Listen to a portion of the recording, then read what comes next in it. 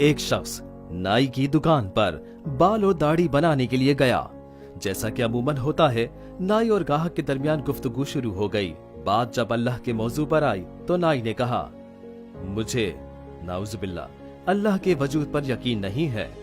गाहक ने पूछा कि वो क्यों? नाई ने कहा, इसके लिए बाहर सड़क पर एक नजर डालना ही काफी है।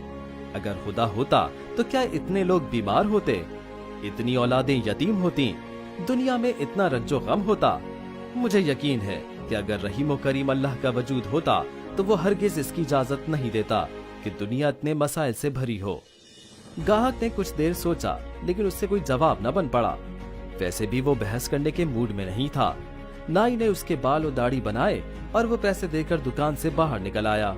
उसकी नजर एक शख्स पर पड़ी जिसके बाल और दाढ़ी लंबे और बेतरतीब थे और लग रहा था कि बहुत अरसा वो नहाया भी नहीं है।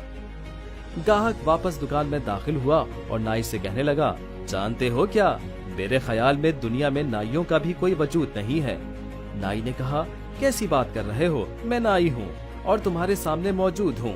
अभी अभी तुम्हारी दाढ़ी और बालों की हजामत की है। मैंने कहा ना कि कोई वजूद नहीं है नाइयों का। अगर होता तो ऐसे लोग हरगिज नजर न आते, जैसा मैंने अभी अभी तुम्हारी दुकान के सामने एक शख्स को देखा, लंबे और उलझे बालों और दाढ़ी के साथ। नहीं जनाब, नाई तो मौजूद हैं। अब अगर ऐसे लोग हमारे पास ना आए तो हम क्या कर सकते हैं? बिल्कुल यही बात है। अल्लाह भी हर जगह और हर जमाने में मौजूद है।